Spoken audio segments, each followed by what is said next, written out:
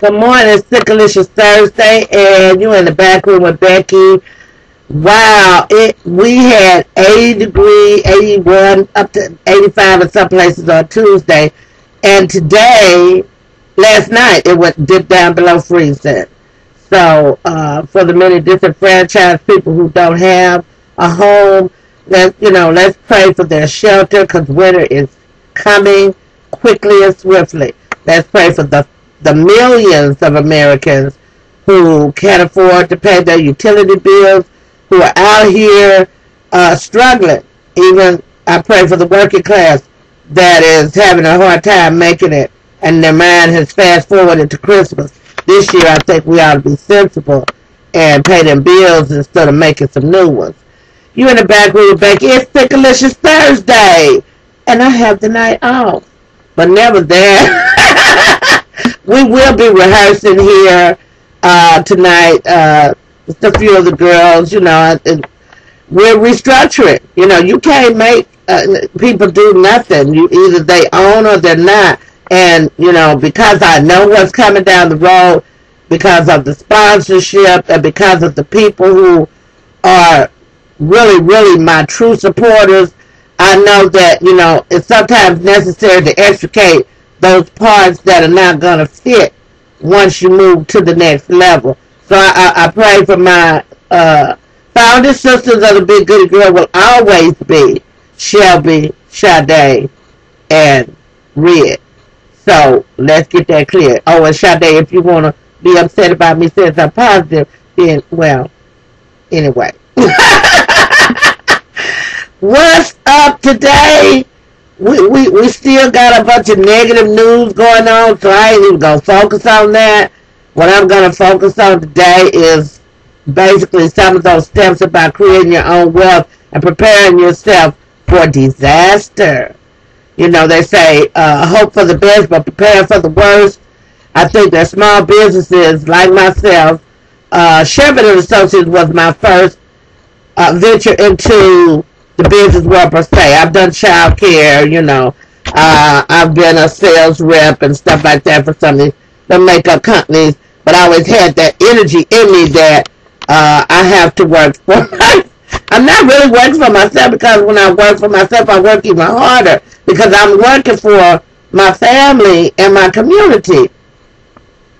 The other day, a lot of people are not paying attention when I post serious stuff up there. And it's because I know we don't want to think about that stuff. We don't want to think about, 2012. There's a few of us who are extremely aware and alert. And, especially the blessed and the redeemed of the Lord. They stay on this.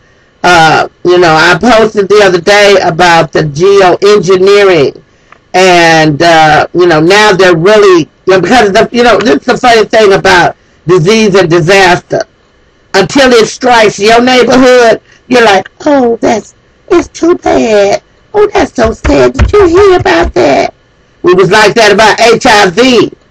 When we decided in our small little peanut minds that, oh, that's a homosexual disease. We can't get that. Let's keep doing what we're doing. And then a lot of women started getting sick. And a lot of children started getting sick. And our HIV is our disease. And it's our problem to solve it. And it's our problem to make those in our community who are stricken feel like they still human, and we don't put them out in no colony like the lepers. That's some crazy stuff. Because you got somebody in your family that could, might, or already does have the virus. What I was talking to you about was these jet streams in the sky and how the engineers are now, we've been talking about this. I know y'all call us conspiracy theorists. I'm not the one, for real. My college roommate, she could probably quote you chapter and verse, all the statistics, every source that she went and read. Yeah, she's on it like that. So I talk to my fanatics about stuff. They tell me, watch this. There's going to be an earthquake over here next. Remember, and I don't know if you remember, but you can go back in my blog when I was talking about catastrophic weather in places that are predominantly populated by people of color. Now I got a little shocker for y'all. They putting stuff up in the atmosphere, okay, to be a responsible journalist, I must say, allegedly. But you know, if I didn't believe, I wouldn't even be talking about it. I watched the hour-long video. I've seen the... I live in the Midwest. This is farmland, USA, baby. Just like the southern states. We produce, we grow. So we know the difference between a crop duster, a jet stream, and something that's oddly in the middle of that. They're laying down chemicals that will formulate clouds to allegedly protect us from the green effect. The green, the green effect is the fact that the earth is getting hotter. The greenhouse effect. Thank you. One of the things that people are that this climate control. Anytime man starts messing with nature, he's out of his lane. That ain't your job. The natural order of things that God reigns over the heavens and the earth and the deeps of the sea. Now y'all down in the water testing. Now you're up in the air testing. I always believed that we were going to destroy the earth as we know it ourselves. You know, everybody, if you read Revelations or you read any of these prophecies, you tend to be so literal. And prophets speak in parables. Okay, I'm going to give you a minute to let that marinate. What that means is, just like the people of the old days said, and the cloud, the sun, the moon dripped red blood, and the seas were red. Chemicals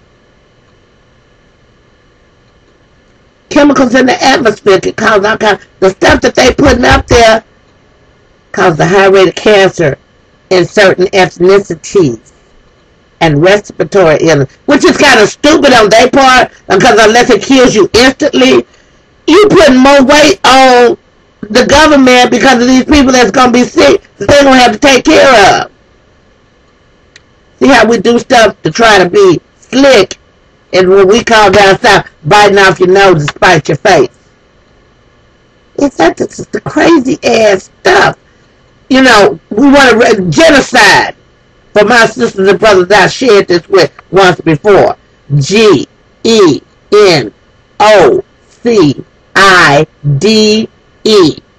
G as in go look it up. Because you need to be aware. We need to pay attention.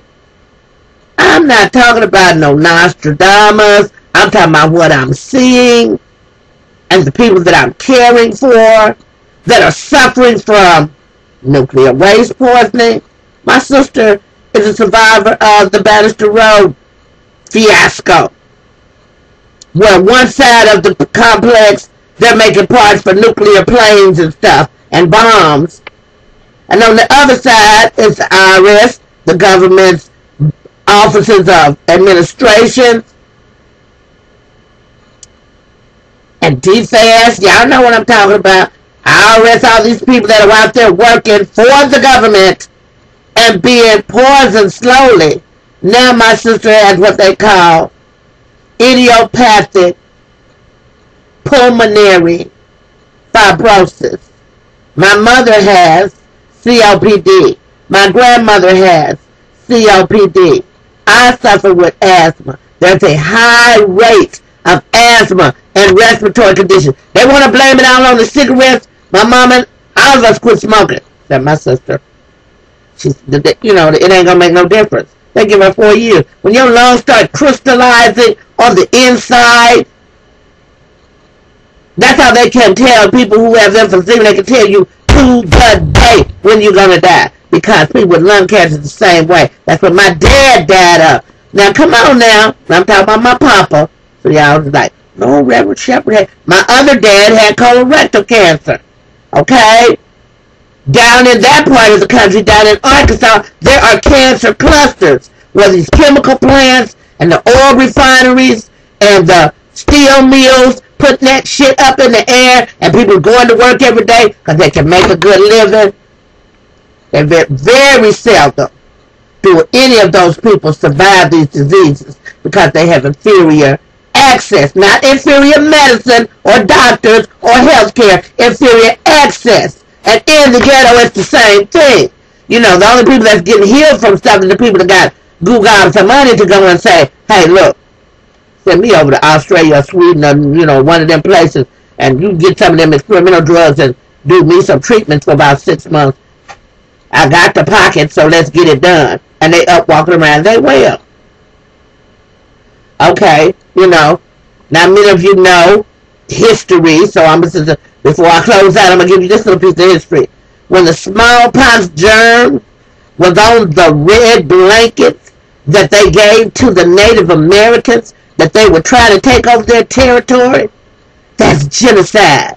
They're calling it population control now. What Hitler did, yeah, sound bad, don't it? It's supposed to sound bad. Wake up, America! If you think that this country and other countries are not trying to figure out ways how to save the status quo, I hope you do some research today. Again, the word for today, genocide. Genocide.